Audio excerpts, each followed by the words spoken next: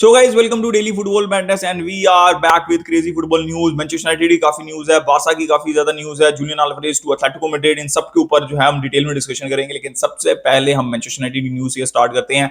Manchester United जो है personal terms agree कर चुके हुए हैं मजरूई से और डिलिक्ट से, और ये दो मेन टारगेट हैं। Aaron Wan Bissaka to West Ham जो है वो काफी क्लोज, और जैसे ही Aaron Wan Bissaka to West Ham होगा, मैनचेस्टर यूनाइटेड जो है वो फुल थ्रॉटल जाएगी मजरूई के लिए और डिलीट के लिए। लेकिन ट्रांसफर फीस बहुत जगह रिपोर्ट नहीं हो रही, दोनों की कंबाइंड ट्रांसफर फी जो है वो in excess of 60 million euros तक जा सकती है। देखिए बहुत ज्यादा डिफरेंस नहीं, आई थिंक जो 5 से 10 मिलियन यूरोज का डिफरेंस है जो कि बायर्न म्यूनिख चाहती है और जो कि मैनचेस्टर यूनाइटेड दे रही है। लेकिन मुझे ऐसा लगता है ये दो मेन टारगेट है। मैनचेस्टर यूनाइटेड भी थोड़ा सा वेट कर रही है कि थोड़े से प्लेयर्स जो हैं वो, जैसे मैंने AWV का बी का बताया आपको, तो जैसे ही वो ऑफलोड होते हैं Manchester United I think most likely will sign de Ligt and Mazraoui, जो कि बहुत अच्छी साइनिंग होंगी मैनचेस्टर यूनाइटेड के लिए। बाय द वे यहाँ पे मैं थोड़ा थोड़ा सा मेंशन करूं कि वेस्ट हैम जो है वो they are absolutely balling in the market, right. मतलब बीइंग अ बारसा फैन देख के थोड़ा सा जलन होती है भाई। They are going for Fullkrug. मुझे ये नहीं समझ लगी कि why Dortmund is selling Fullkrug 27 million euros में। He is one of their most important players, तो मुझे वो एक चीज नहीं समझ लगी। बट वेस्ट हैम फुलक्रूग को ले रही है। गिडो रोड्रिगेज जो कि बारसा के टारगेट थे वो वेस्ट हैम जा रहे हैं। एरन वैन बिसाका जिसकी मैंने ऑलरेडी आपको बता दिया थी, he is also going to West Ham. तो West Ham is absolutely cooking in the transfer market. तो ये तो मैंने आपको मैनचेस्टर यूनाइटेड की न्यूज बता दी, और Manchester United are absolutely serious in the market. अब हम थोड़ा सा आते हैं Julian Alvarez to Atletico Madrid. देखिए भाई, आपने देख लिया, पहले जूलियन अल्वारेज ने स्टेटमेंट दी, उसके अंदर उसके बाद पेप ने स्टेटमेंट दी कि भाई तू देख ले, तू सोच ले अगर तुझे जाना है कि नहीं। तो इतनी कोई मतलब पॉजिटिव स्टेटमेंट्स नहीं थी ये, ठीक है। ऐसा लग रहा था कि टेंशन है, और टेंशन है क्योंकि जूलियन अल्वारेज ऑलरेडी बहुत दफा कह चुके हैं कि मिनट्स तो मुझे मिल रहे हैं बट इंपॉर्टेंट मैचेस के अंदर मुझ पे बैंक नहीं किया जा रहा। और ये तो 100% बात तय है कि भाई अगर जूलियन अल्वारेज सिटी रहते हैं तो उनको हालैंड को ही मेन मैन, अब सीजन के दौरान चीजें चेंज हो जाए जो कि हो जाती हैं। पेप गार्डियोला की मैनचेस्टर सिटी में कोई एक नया प्लेयर मेन प्लेयर बन जाता है हर सीजन, ऐसा होता है। जैसे पिछले से पिछले सीजन फोर्डन उतने ज्यादा इन्वॉल्व नहीं थे, लेकिन पिछले season one of the most important players और इंपैक्टफुल प्लेयर्स वो फिल फोर्डन ही थे। And this is how things change. Stones का भी आपको याद होगा, पहले सीजन वो बिल्कुल भी इन्वॉल्व नहीं थे, और then all of sudden now he is one of the most important players. तो जूलियन अल्वारेज या तो वेट कर सकते हैं या फिर वो कहीं और जा सकते हैं। और मैं आपको बहुत दफा बता चुका हूं, ओपन पोजीशंस बहुत ज्यादा क्लब्स में नहीं है। पहले डॉबवेक का लग रहा था कि वो चले जाएंगे, लेकिन वो रोमा चले गए, एटलेटिको मैड्रिड नहीं गए। तो अब एटलेटिको मैड्रिड में तो पोजीशन ओपन है। तो एटलेटिको मैड्रिड सेंस बनती है, स्ट्राइकर्स जो है बहुत ज्यादा परफॉर्म करते रहे हैं एटलेटिको मैड्रिड में। Julian Alvarez another South American, आपको पता है साउथ अमेरिकन जो है वो काफी ज्यादा परफॉर्म करते रहे हैं, स्ट्राइकर स्पेशली एटलेटिको मैड्रिड में। It make sense, main man होंगे, स्टार्टिंग 11 में हमेशा उनको जगह मिलेगी, इंपॉर्टेंट प्लेयर होंगे। क्या इससे बेहतर ऑप्शंस हैं उनके पास? एज ऑफ नाउ नहीं है, ठीक है। बायर्न को नहीं चाहिए, PSG को नहीं चाहिए, रियल मैड्रिड को नहीं चाहिए, मैनचेस्टर सिटी में वो ऑलरेडी हैं, और लिवरपूल को नहीं चाहिए स्ट्राइकर। बाकी मैनचेस्टर यूनाइटेड के पास भी ऑलरेडी स्ट्राइकर है। फिर बाकी वो क्लब्स आ जाते हैं जो कि चैंपियंस लीग फुटबॉल के अंदर नहीं है।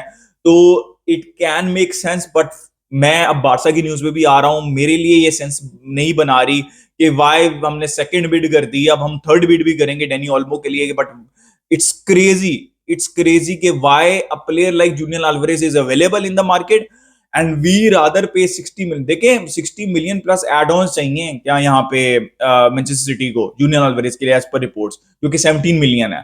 तो भाई 60 मिलियन फिक्स्ड, 60 मिलियन फिक्स जो है ओल्मो के लिए लाइप्जिग को भी चाहिए। तो मुझे नहीं समझ लग रही कि हमारा बोर्ड और डेको, मैं बार बार एक्सप्लेन कर चुका हूं कि डैनी ओल्मो के लिए क्यों जा रहे हैं, why we are not going for Julian Alvarez. He is a better goal scorer. Even अगर आपने उसको इंटीरियर पोजीशन पे खिलाना है तो he will be a better goal scorer. उसका इंजरी रिकॉर्ड भी बहुत बेहतर है, उसने इतने मैचेस खेलने हैं season, he still look fresh. वो अभी ओलंपिक्स भी खेल रहा बंदा, और आपको स्ट्राइकर इवेंचुअली चाहिए होगा, फिर किधर जाएंगे मार्केट में 100-150 मिलियन के स्ट्राइकर के ऊपर। तो इट इज एब्सोल्युटली, मतलब मैं तो भाई मुझे तो समझ नहीं लग रही कि Barca why they are bidding, भाई आप बिड करो एक 55-60 मिलियन जितनी भी करनी है आप जूलियन अल्वारेज के लिए करो।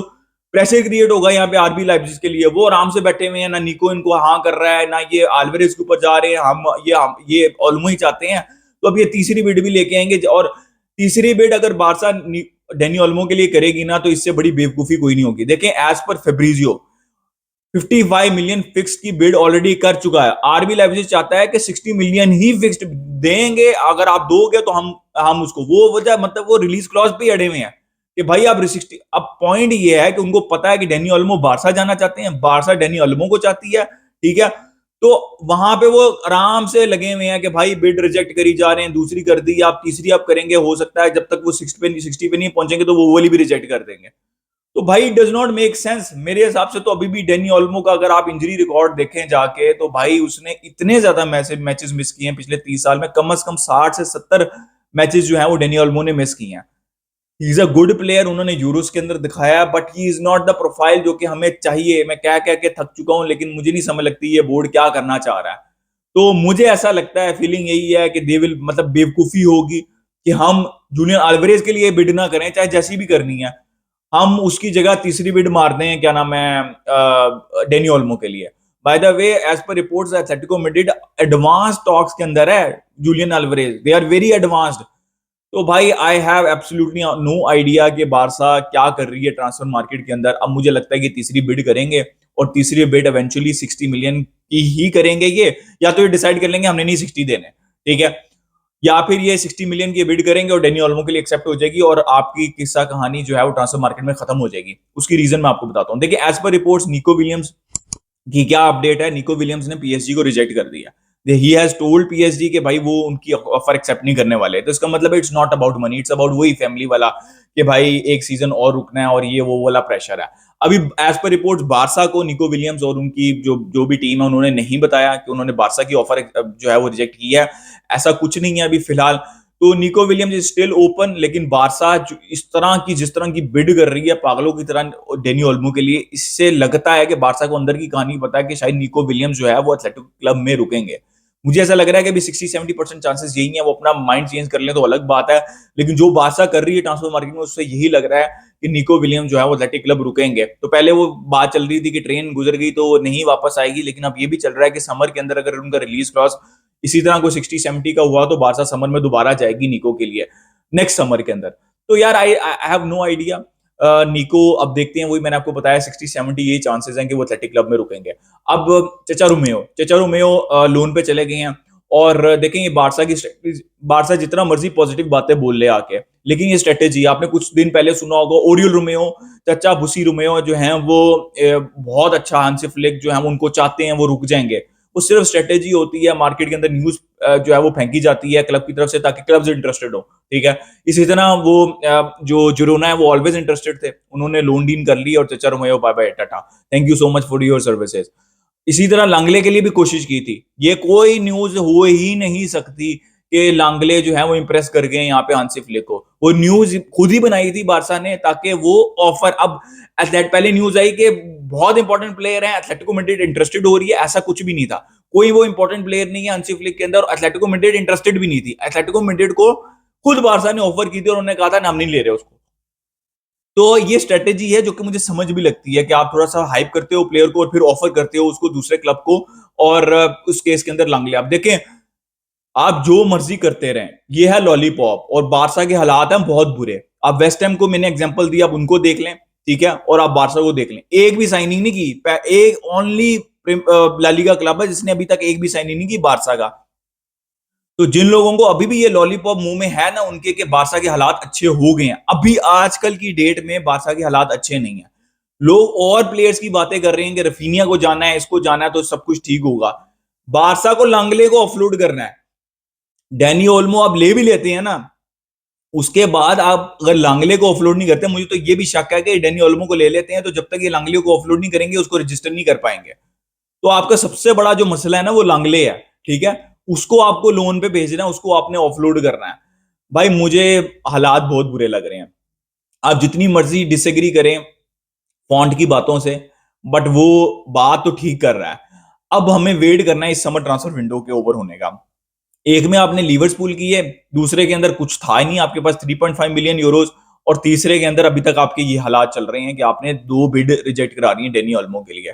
तो अब देखते हैं कि ये ट्रांसफर विंडो एंड कैसे होती है। अगर ये ट्रांसफर विंडो एंड होती है ना सिर्फ डेनी ओल्मो के आने पे, वो भी मुश्किल से रजिस्टर होने पे, तो भाई ये लॉलीपॉप्स जो है ना अब लेना छोड़ दें एज अ बारसा फैन, ठीक है। तो लेट्स वेट एंड सी, और आपको इस ट्रांसफर विंडो के एंड के ऊपर रियलाइजेशन हो जाएगी कि भाई बारसा स्टैंड कहां कर रही है फाइनेंशियल टर्म्स के अंदर, ठीक है।